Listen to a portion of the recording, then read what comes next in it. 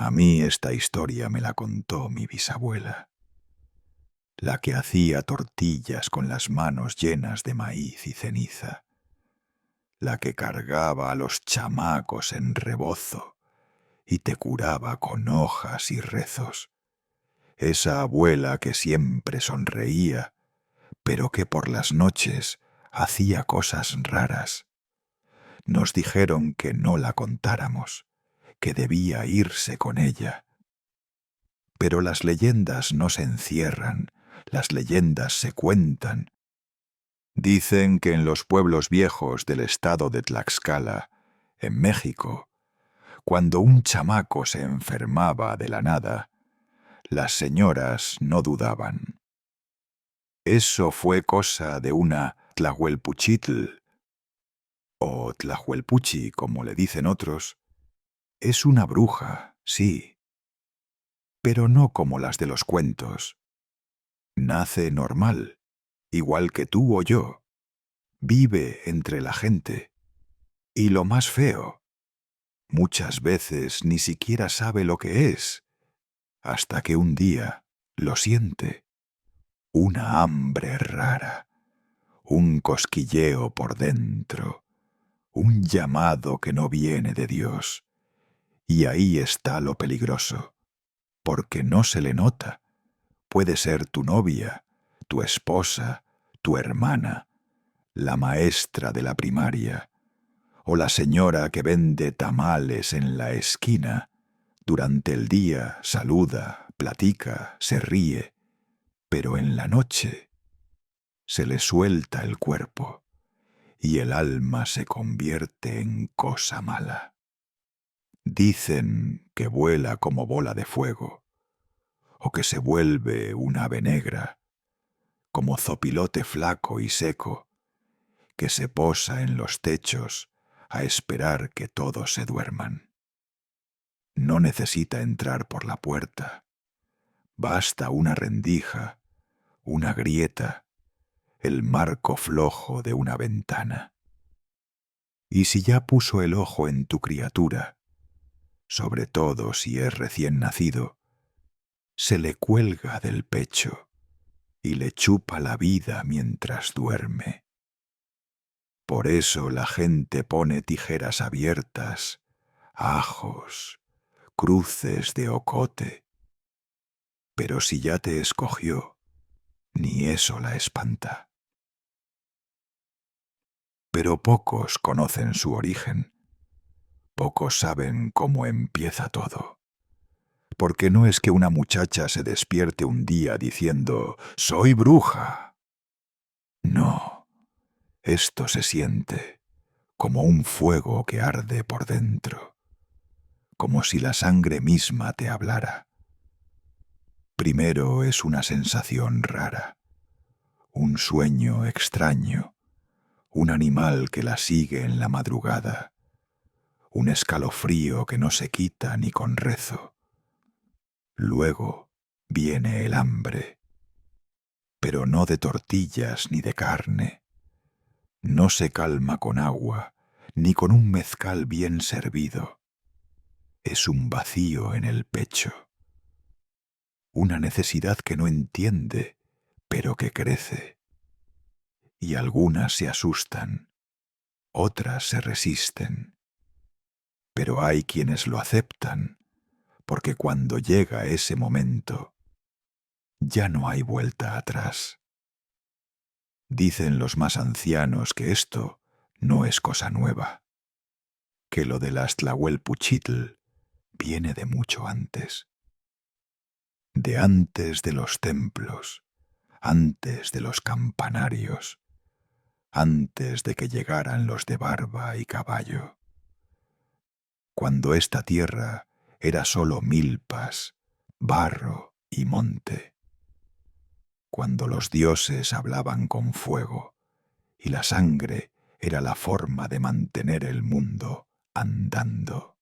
Mucho antes de que se le llamara México, antes del maíz en costales, antes de que llegaran las sotanas y los fusiles, estas tierras ya eran sagradas. Tlaxcala era fuerza. Gente curtida por el campo, por la guerra, por la honra de morir peleando o sangrando en lo alto de una pirámide. Los dioses pedían sangre. No era castigo, era intercambio. Corazón por lluvia, vida por cosecha, dolor por equilibrio. Y no cualquiera se acercaba al altar. Solo los sacerdotes, hombres de linaje, de élite, tenían derecho a tocar el cuchillo, a mirar de frente al fuego, a empaparse con el calor de un pecho abierto.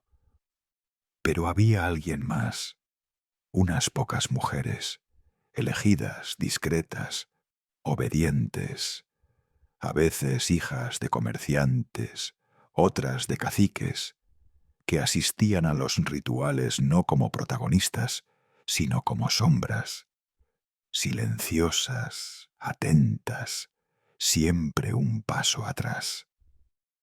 Y fue entre esas sombras donde nació el deseo. No querían mirar, querían entender, querían tocar. Y con el tiempo, algunas no solo lo deseaban, lo exigían. Porque decían, ¿por qué el poder es para los dioses y no para nosotros? ¿Por qué solo ellos reciben la sangre si nosotros somos los que pisamos la tierra con los pies descalzos? Ellas no pedían oro ni templos, querían algo más, fuerza, visión, fuego en el alma. Querían devolverle a la tierra lo que los dioses tomaban sin permiso. ¿Corrupción? ¿Herejía? Tal vez. O tal vez tenían razón. Tal vez la verdadera injusticia era ver cómo los poderosos jugaban con la vida mientras los pobres ofrecían su corazón sin saber por qué.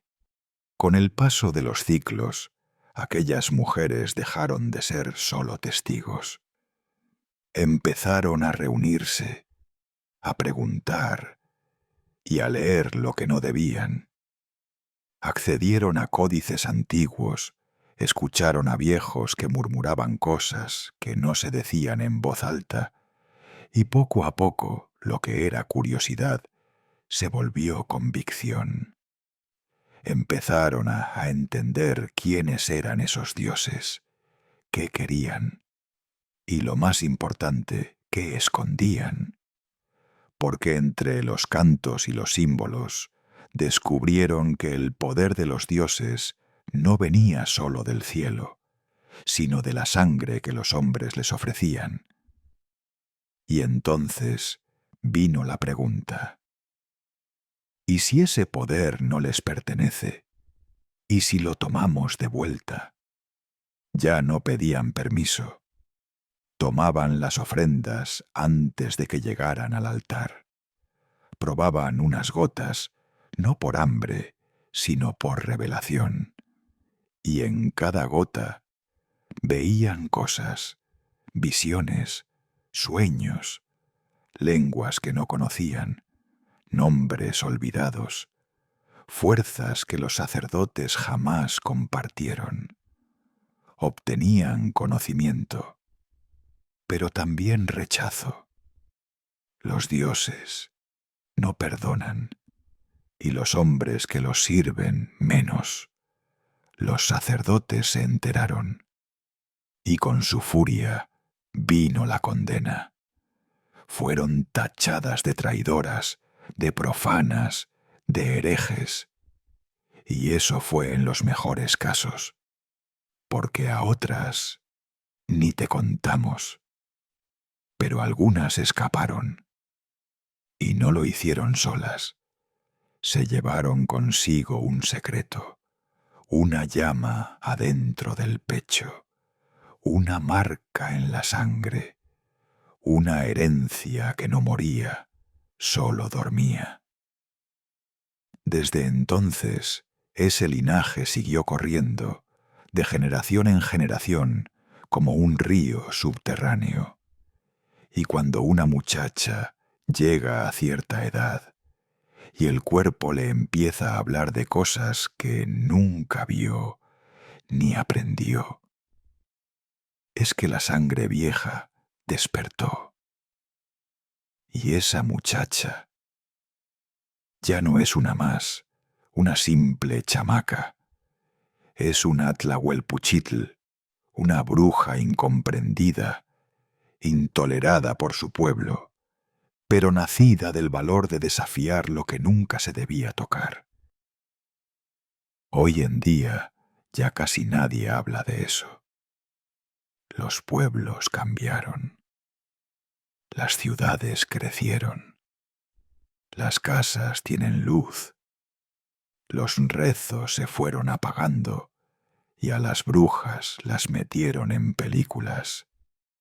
Pero en lugares como Miramontes, aún hay quienes dejan tijeras abiertas bajo la cuna. Aún hay quienes no se atreven a mirar al cielo cuando una luz cruza de madrugada, porque las Tlahuelpuchitl no desaparecieron, solo aprendieron a esconderse mejor. Entre calles, entre gente, entre risas y entre rezos. Y aunque muchos las sigan viendo como malditas, como monstruos, la verdad es que ellas fueron las primeras en ver algo que nadie quiso aceptar, que los dioses no eran lo que creíamos. Porque, dime tú, ¿qué clase de Dios necesita que le ofrezcan sangre para dar lluvia? ¿Qué clase de ser pide corazones a cambio de favores? Tal vez no eran dioses, tal vez eran algo más, algo que se alimentaba de nosotros, algo que temía lo que llevamos dentro. Y si eso es verdad, entonces tal vez el pecado de las Tlahuelpuchitl no fue la ambición, sino el haber visto la realidad. Tal vez lo que los antiguos llamaban herejía fue el primer paso hacia una verdad olvidada, que los humanos no somos solo barro, que hay poder en nosotros y que por eso nos querían arrodillados. Ahí la tienes. Tú decides si la aceptas o la dejas pasar.